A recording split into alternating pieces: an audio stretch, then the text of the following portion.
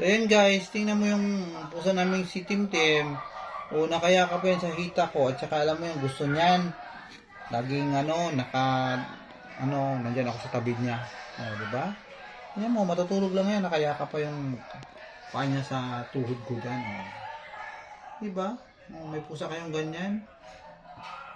Kung saan ako pupunta, doon pupunta. Ano?